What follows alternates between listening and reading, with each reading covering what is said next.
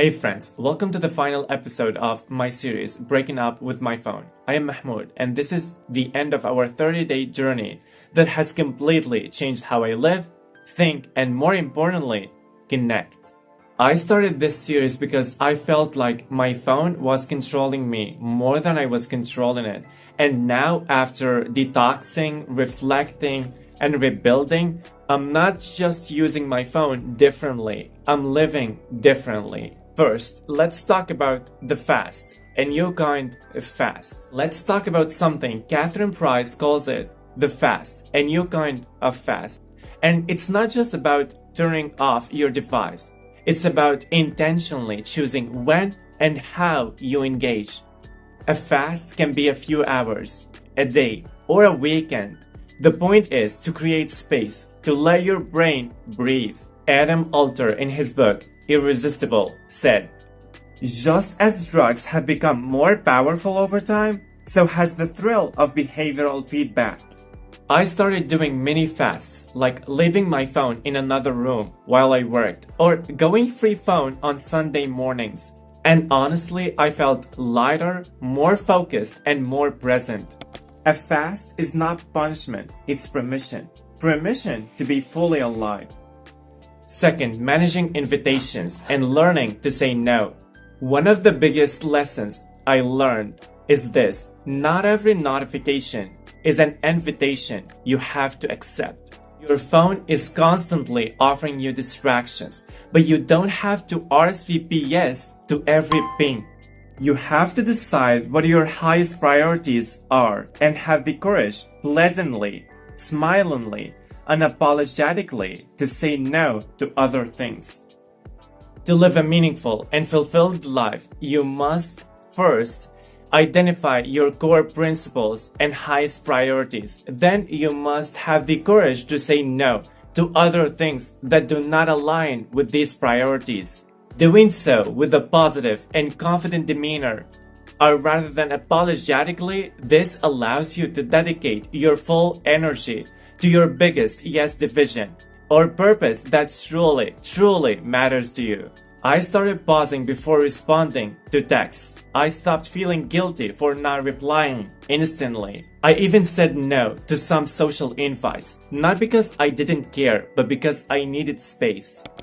Saying no is not selfish, it's strategic. It's how you protect your energy. Next, cleaning up your digital life. I did a deep clean, not of my apartment, but of my digital life. I unfollowed accounts that made me feel anxious or inadequate. I deleted apps that I hadn't used in months. I unsubscribed from emails that cluttered my mind. Put this all together and it makes sense that spending a lot of time on social media could be associated with depression and lower self-esteem. I realized that my digital space is just like my physical space. If it's messy, I feel messy. If it's intentional, I feel calm. Decluttering is not just about storage, it's about sanity. Digital Sabbath life hacks. One of my favorite ideas from the book is the digital Sabbath. A full day without screens. It's like a reset button for your soul. Here are a few hacks that help me make it work. Tell friends you're offline so they don't worry. Plan analog activities, books, walks, cooking. Use a real alarm clock instead of your phone. Keep your phone in a drawer or another room. Your telephone in the 1970s didn't have 1,000 engineers on the other side of the telephone who were redesigning it to be more and more persuasive. My first digital Sabbath felt weird. I kept reaching for my phone. But by the afternoon, I felt free. I noticed things. I had deeper conversations. I felt human. One day a week, that is all it takes to remember who you are without a screen.